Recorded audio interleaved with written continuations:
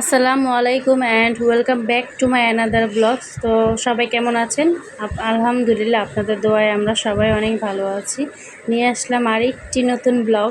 তো আশা করি আপনাদের সবারই ভালো লাগবে। তো এই তো আমরা রান্নাবান্না দিয়ে শুরু করলাম দুপুরে। আমার ছোট জাল ও কেটে দিতেছে সব কিছু, আমি এখানে রান্না বসাবো। তো ওকে আমি নিজে এখন সাথে করে বসাই, আর কিছু কিছু টুকটাক কাজ শেখাই এবং করাই। তা না হলে ও তো আর শিখতেও পারবে না, বুঝবে না যে কোনটা কিভাবে করতে হবে। যখন আমি না থাকবো তখন তো তার করতে হবে, তাই না? তো যাই হোক, ও আমাকে কেটে দিতেছে, আমি এপাশে রান্না বসাইলাম। এখানে চিংড়ি মাছ দিয়ে আমি মিষ্টি কুমড়ো ভাজি করব, সেজন্য আমি সব কিছু দিয়ে মশলাটাকে ভালোভাবে কষিয়ে নিলাম। তো এখন আবার আরেকটু পানি দিয়ে মশলাটাকে আমি ভালোভাবে কষিয়ে নেব। দেন আমি এখানে চিংড়ি মাছ দিয়ে দেব পরিমাণ মতো।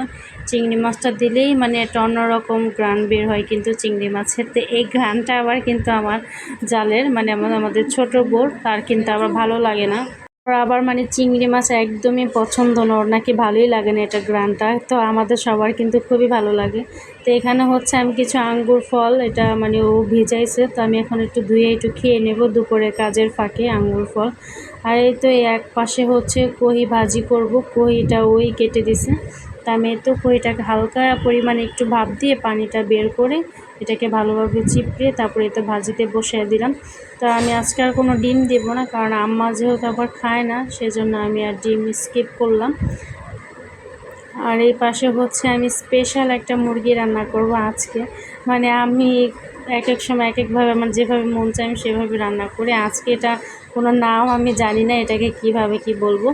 তো যাই হোক, রোস্ট টাইপ বা একটু ঝাল ঝাল টাইপ, সব মিলিয়ে আর কি। রোস্টের যা যা লাগে আমি তাও দিব, আবার একটু হলুদ পাখি মরিচ পাখিটাও দেবো, একটু অন্যরকম স্বাদ বানাবো। তো এখানে আমি পেঁয়াজটা ভালোভাবে করে আনি, আদা রসুন দিছি, তারপরে হলুদ মরিচের গুঁড়া এবং রোস্টের মশলা। আর এখানে আমি একটা টমেটো দিয়ে দিলাম। সেই টমেটোটা এগুলো গলে যেন একটু ভালো একটা পেস্ট হয়, ঘন ঘন একটা ঝোল ঝোল হয় সেজন্য। আর আরেক পাশে কিন্তু আমি মুরগি ভাজাটা বসাইছি, এক চুলা ভাজতেছি আরেক চুলা আমি কষাইতেছি, কারণ কষাইতে অনেকটাই সময় লেগে যায়। আর এই পাশে আলুগুলো আজকে বড় বড় করে আলু কাটছে, তো বড় বড় আলু দিয়ে আমি মুরগির তরকারিটা রান্না করব। তো এটা কিন্তু আমাদের ছোট বউ রান্নার কথা ছিল। তো আমি বলছিলাম যে আজকে কিন্তু তরকারি তুমি রান্না করবো। তো ও আর রান্না করতে পারেনি অন্য কাজের জন্য, তা আমি রান্না করতেছি। আর এই তো এই পাশে আমার আলু হয়ে গেছে। তরকারিটা আমি এখন ভালোভাবে একটু নাড়াচাড়া দিয়ে একটু ঢেকে রাখবো। আর এই তো কেমন লাগলো আমাদের এই তরকারিটা। এই তো দেখেন, আমি এর মধ্যে কিন্তু আবার একটু গোলাপ জল, কেওড়া জল, সয়া সস এগুলোও দিচ্ছি। আর এই তো লাস্ট ফিনিশিং, এই ভাজি কুমড়োর তরকারি। আর এই তো এটা সন্ধ্যাবেলা পিঠা ভাজলাম, বাচ্চারা খাবে, তো ওদের মুখরোচক কিছুর জন্য। তো আজকের ভিডিওটা এ পর্যন্ত।